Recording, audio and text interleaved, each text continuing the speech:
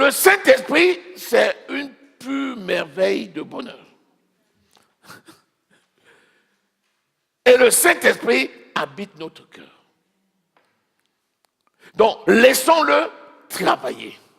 Alléluia. Si tu l'autorises à travailler, il va abattre un travail extraordinaire dans ta vie. Et tu verras que ton cœur sera préparé pour accomplir des merveilles. Le Saint-Esprit va parler de quoi? Lis le verset, continue la lecture. Et quand il sera venu, il convaincra le monde en ce qui concerne le péché, la justice et le jugement. Alléluia. Amen. Donc, quand le Saint-Esprit vient, il va te convaincre. Il va te convaincre du péché. Il va te convaincre de justice. Il va te convaincre du jugement. Il va te dire, ne t'inquiète pas. Ne t'inquiète pas, parce que le monde a déjà été jugé. Ne t'inquiète pas, parce qu'aucune arme forgée contre toi ne peut prospérer. Ne t'inquiète pas.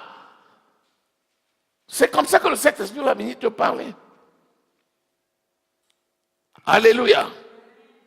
Continue la lecture.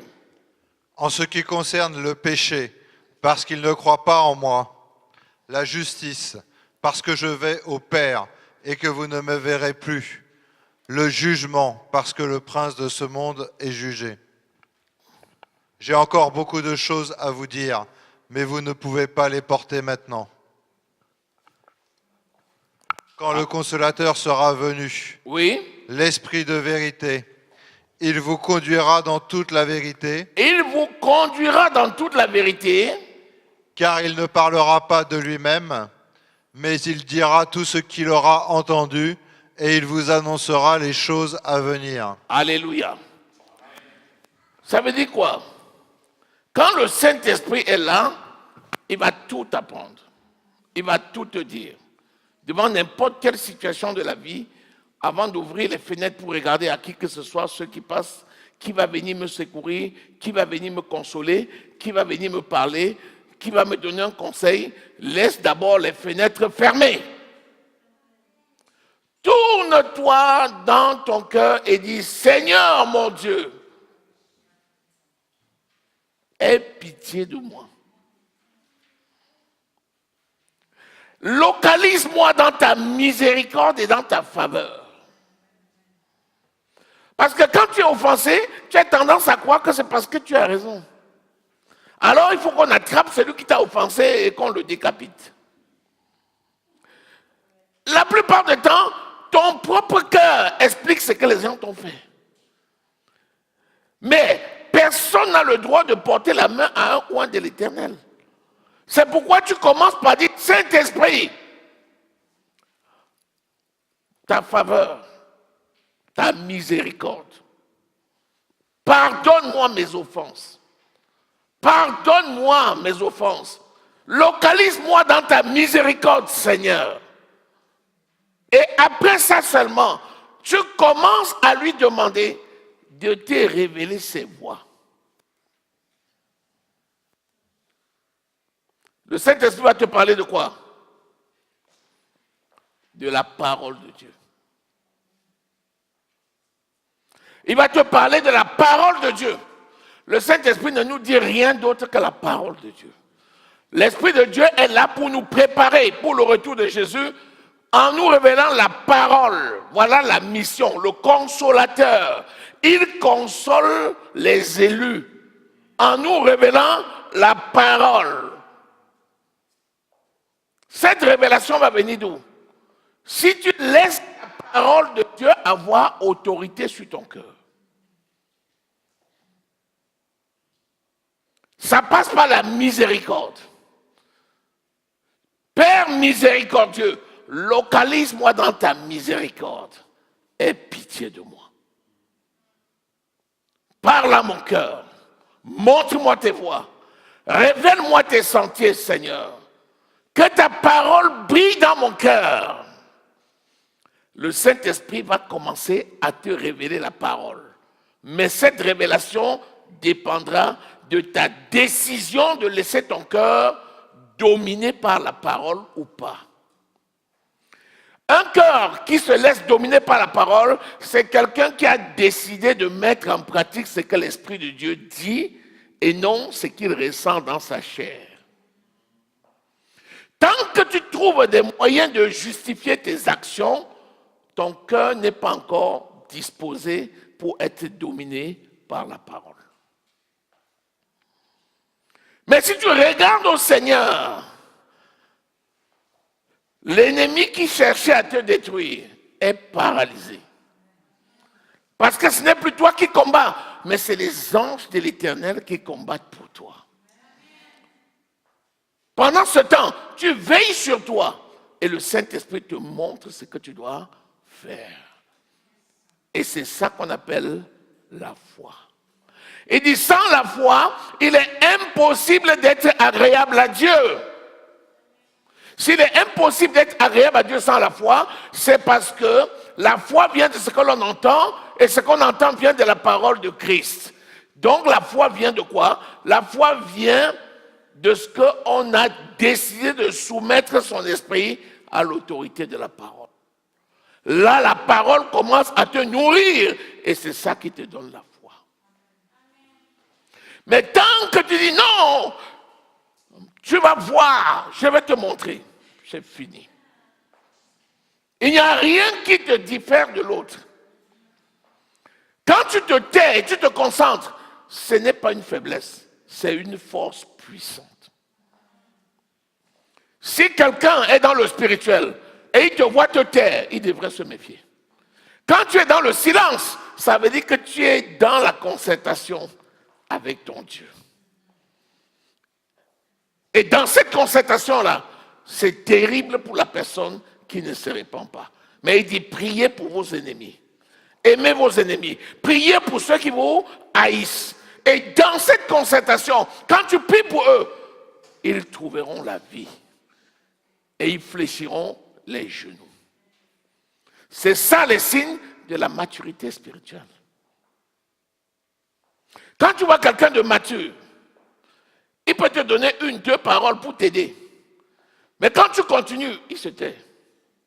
Il se tait. Il se tourne vers son Dieu, il travaille avec son Dieu. Là où tu es là, les anges vont te visiter. Si tu perdures dans ta condition, tu seras vaincu. Si tu écoutes la voix de l'esprit, tu seras gagné. Et tu vas sortir du piège pour retrouver la vie. Est-ce que nous sommes là? Est-ce que quelqu'un est là? Nous sommes en train de parler ici des conditions pour la maturité spirituelle. Il n'y a pas de maturité spirituelle sans passer par les étapes que nous sommes en train de décrire. Si c'est un combat de coq, ce n'est pas possible. Les armes avec lesquelles nous combattons ne sont pas charnelles. Elles sont puissantes par la vertu de Dieu pour renverser les forteresses. Nous renversons les raisonnements. 2 Corinthiens 10, verset 4.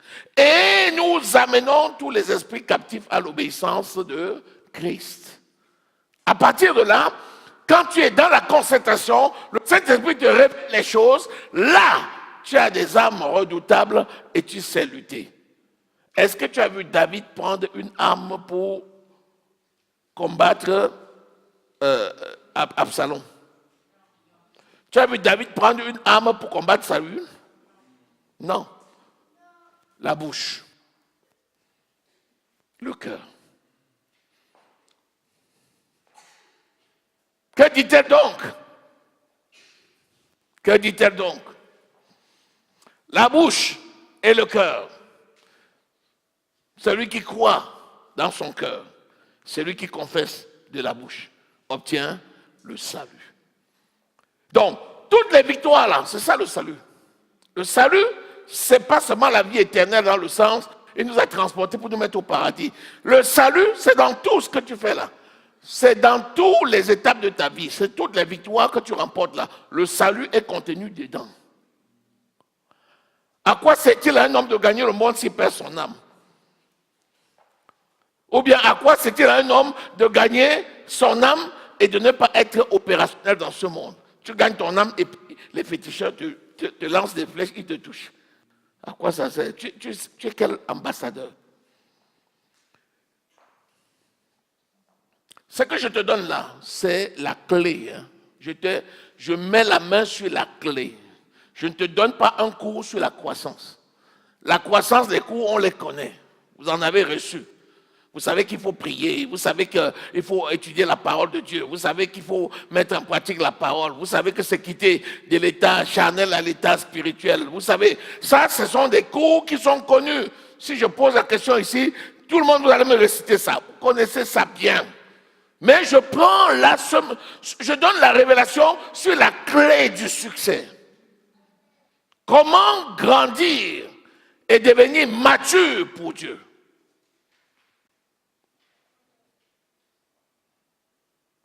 Alléluia. Et devenir mature pour Dieu. C'est ça que l'apôtre Paul disait quand il disait « Rien ne me séparera de l'amour de mon Dieu ». Pourquoi? Il disait « Je garde mon cœur en bride, mon corps en bride ». C'est-à-dire je veille sur moi de telle sorte que, à la fin, je ne puisse pas regretter. Il veille sur quoi? Sur son esprit. Il dit à Adam, garde et cultive le jardin. Le jardin, c'est quoi? C'est ton esprit. Le jardin, c'est ton esprit. Le corps, là, tu peux en prendre soin comme tu veux. Il va passer. En un clin d'œil, poum, il sera transformé. En un clin d'œil, poum, il pourrira. Pour ceux qui seront couchés dans un tombeau, il va pourrir là-bas. Pour ceux qui n'iront jamais dans le tombeau, qui seront là, quand Jésus va venir, en un clin d'œil, le corps va changer. Tu seras revêtu dans un corps de gloire. Donc le sort de ce corps-ci est déjà scellé. Donc, garder ton jardin et le cultiver, c'est cultiver ton cœur. Quand il dit de cultiver le jardin là, c'est enlever les ronces dans ton cœur. Si les ronces sont enlevées dans le cœur, on va voir dans ton comportement au quotidien. On va voir comment tu passes de gloire en gloire. Les gens qui t'attaquaient, tu répondais. Ils te donnaient un coup, tu donnais deux. À un moment donné, il sortait la main, il te donne un coup, tu le regardes. Tu ne réponds pas. Il dit, mais c'est quoi, tu as peur? Tu dis, peur de qui? Et toi? Il vient pour donner un deuxième coup, main suspend, paralysie. Il dit, pardon. Ce que je te dis, c'est authentique. Hein? Regarde au Seigneur, tu vas voir ce qui va arriver aux gens qui lèvent la main sur toi. Quelqu'un va lever le couteau sur toi, il va rester comme une statuette de sel. Jusqu'à dire, pardon, prie pour moi. C'est pas ce qui est arrivé à Marie. C'est ce qui est arrivé à Marie. Hein. Dès qu'elle a levé la main sur Moïse, elle a été couverte de lèpre. Elle a dit, oh! Moïse dit, papa, pardonne-la. Il dit, Moïse, prie toi-même pour elle. Mais je vais d'abord l'envoyer pendant 1 semaine en asile. Après, elle sortira, tu prieras pour elle et elle sera justifiée. Donc, la maturité spirituelle ne l'évalue pas par rapport aux autres. Évalue-la par rapport à toi-même.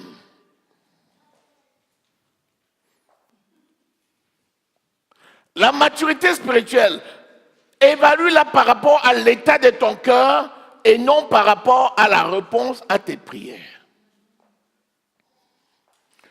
Un cœur qui est bon va produire toujours le bon fruit. Mais il produira le fruit en sa saison. Si tu regardes la réponse, tu vas te tromper de saison. Et tu vas prendre pour échec ce qui est une réussite. Mais si tu regardes à ton cœur, que tu connais et que tu aimes tant, tu le confrontes à la lumière de la parole, le miroir. Et tu contemples ton cœur pour arracher les ronces et revêtir la gloire de Dieu. Tu seras heureux dans ton activité.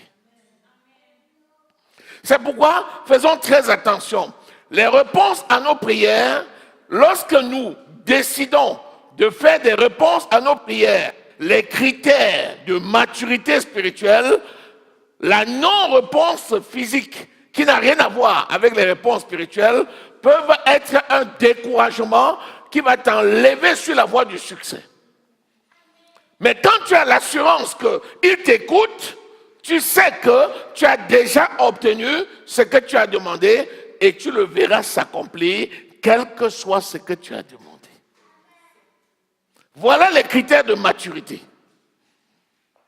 Que ce soit ce que le Seigneur t'a donné, que ce soit ta maison, que ce soit ta famille, que ce soit ton appel, ce n'est pas parce que tu ne réalises pas quelque chose à un moment donné que tu n'es pas appelé à ça. Mais quand tu es appelé, tu le sais. Le plus important, c'est de connaître son appel, pas ce que l'on réalise. Quand tu connais ton appel et tu veilles sur ça, tu feras de grandes choses. Mais si tu juges ton appel par rapport à ce que tu réalises, tu remettras en cause et en doute ton appel.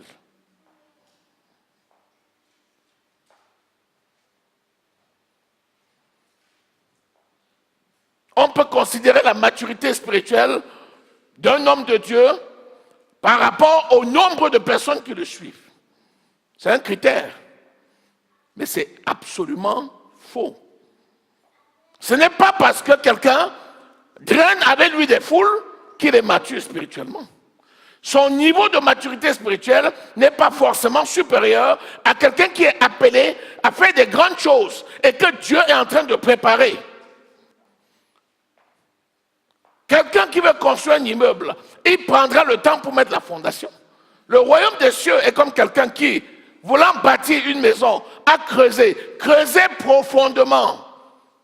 Ensuite, il a trouvé le rocher. Sur le rocher, il a bâti la fondation. Après, il élève les murs. Pendant qu'il creuse profondément, à 2 mètres, pour trouver le rocher qui est Christ et poser la fondation dessus, quelqu'un est venu, il a remué un peu le sable à 50 cm, il a mis un bardage là, il a fait monter les tubes. 2 mois après, tu vois une maison. Tu dis, mais le gars, il a commencé son truc quand? Il y a 3 jours. Le truc est debout. Le gars, il a fait quoi là-bas? Il fait quoi là?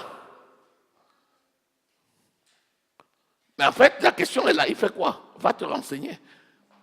Ce qu'il a déjà mis en terre là-bas, dans la terre, ça construit 20 maisons comme ce que tu vois là. Il a enterré.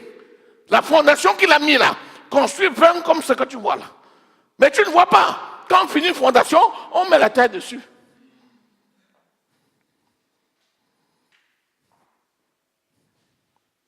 Mais si tu ne veilles pas sur ton cœur, tu ne peux pas avoir ces révélations-là. Tu vas être ballotté ça et là. Pourquoi lui, Seigneur? Pourquoi pas moi? Pourquoi lui, Seigneur? Pourquoi pas moi? Pourquoi il a dit ça? Pourquoi pas moi? Pourquoi il a dit ça? Pourquoi pas moi? Il a commencé hier, voilà, pourquoi pas moi? Pourquoi il a dit ça? Pourquoi moi? Pourquoi ceci? Pourquoi pas moi? Pourquoi? Seigneur, Seigneur, fais-le, Seigneur, fais-le, Seigneur. Hey. Alors que si tu observes ton cœur, tu vas voir les éléments qui sont dangereux pour poser ta fondation, tu vas les écarter. Ensuite, la fondation sera posée, après ça lever les murs, c'est zéro. En quelques mois seulement, on voit seulement quelque chose dans le firmament. On dit, mais on dirait, mais ça a poussé quand? Le temps qu'on a mis pour faire la fondation, c'est le double ou le triple du temps qu'on a mis pour faire monter les murs à 20 niveaux. Voilà la croissance spirituelle. Alléluia. Alléluia. Tout commence dans la chambre de ton cœur. Tant que tu n'as pas encore nettoyé la fondation, tu n'as pas encore bien trouvé Christ sur lequel tu vas bien te reposer, ça ne sert à rien de commencer à lever des murs. Et ça va s'écrouler. Est-ce que quelqu'un est béni?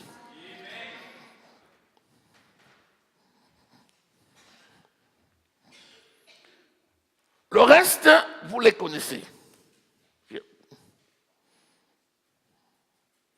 Le reste, vous les connaissez. Quelqu'un va dire, alors si c'est ça, qui peut être sauvé?